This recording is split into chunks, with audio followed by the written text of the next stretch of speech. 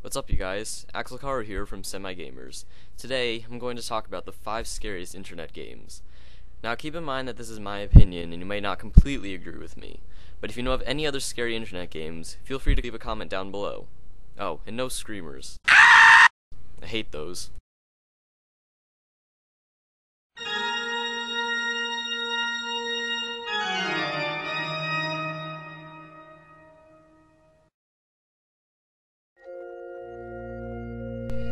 Okay, I know that some people won't agree with me on this, but I had to put these games on the list. Now, why people might not agree with me is because the Differences series isn't really that scary. Now, there are still some scenes that will kind of freak you out a little bit. Now, one of these scenes is the train scene, which just completely comes out of nowhere. And another scene is the subway scene, which is just freaky.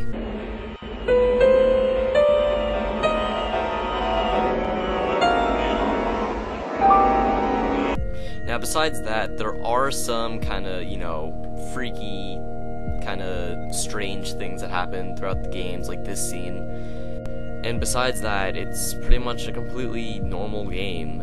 Your only objective is to find the differences between the two scenes and advance to the next level. Now, this is a really great game series with some great music by Hue and Saturation, and I highly recommend that you check it out. And yeah, I realize this was 3 games, but it's my list, so whatever.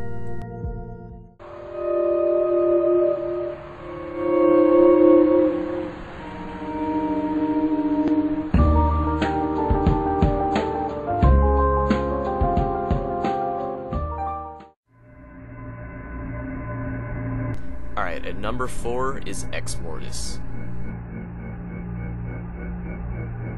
Right off the bat, Mortis tries to scare you with a couple different screamers, like this. Now actually, the rest of the game doesn't rely on the scare tactics like screamers like it did for the opening credits. The rest of the game basically relies on atmosphere.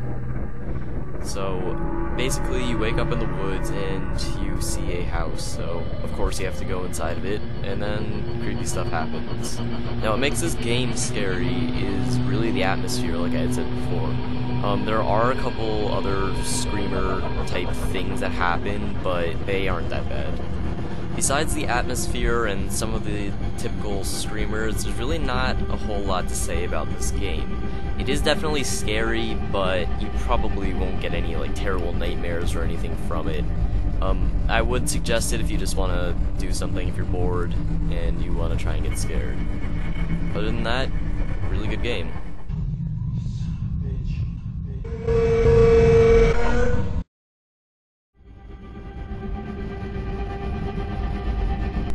At number 3 is The House. Now, The House relies on everything, and that means atmospheric properties and screamers. And like Mortis, there is, of course, a house they have to go inside of. And the house they have to go inside of is the house of a family that all committed suicide.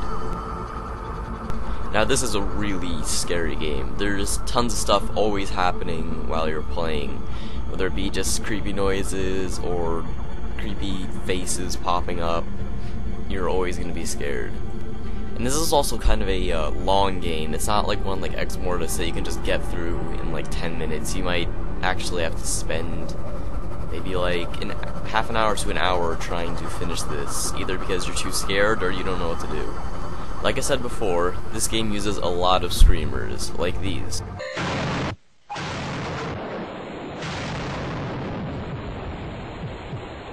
Now, there are a couple bad things about this game. One is that they use this annoying piano track over and over again, so it feels more like a horror movie than a actual game. And another thing is that this was made by a Thai person, so there's kind of bad English grammar. Other than that, this game is really good.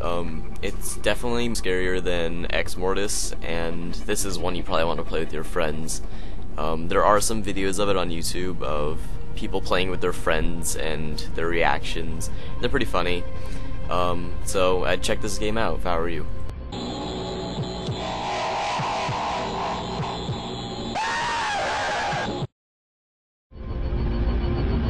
At number 2 is 99 Rooms. 99 Rooms is actually a really old Flash game, all the way back from 2004. 99 Rooms is actually more of a point-and-click game, as opposed to a puzzle game like the others. Like I said before, this game was made in 2004, but by a German company called Rostlaub. I'm not exactly sure if I'm pronouncing that right, but I have no way to find out. But anyway, I'm not exactly sure why they created this game, but I'm pretty glad that they did.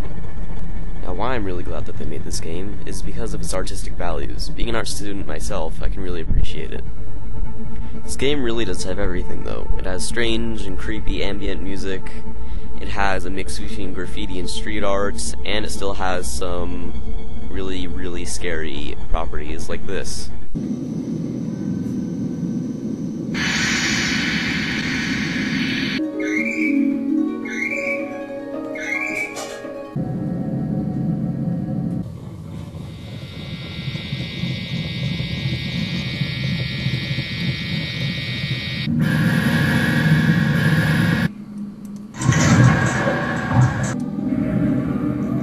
Besides this game having some scary scenes, it also has some pretty funny scenes. If you like surreal art, I'd check this out.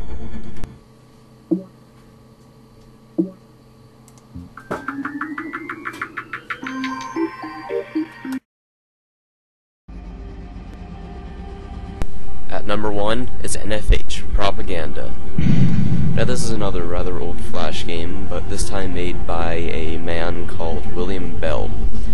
He decided to do this as sort of a project experimental thing, and normally he is a French photographer who does nothing like this project at all. Now why I chose this as number 1 is because it basically has everything from all the previous games I listed in one.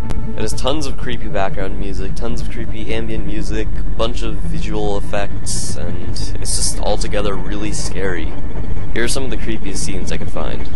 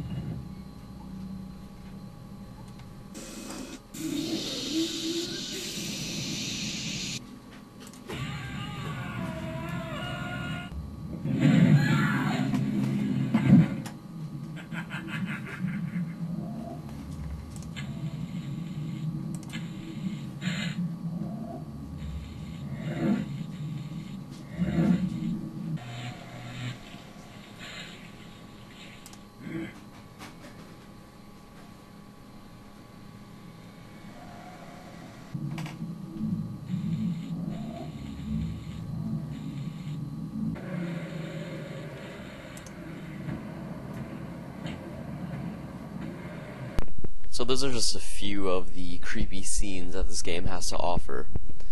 Now, before you go and play this game, there's something you should probably know, is that this game no longer actually exists. The only way I was able to play it was by using the internet Wayback machine, which basically lets you view old internet pages. But even then, it's pretty tedious, because you have to enter the URL of every level if you want to keep playing. But anyway, this is probably the most messed up game I've ever played. It's really scary, really messed up, filled with gore and screamers and all that good stuff. So if you're planning on playing it, do it alone at night or with your friends.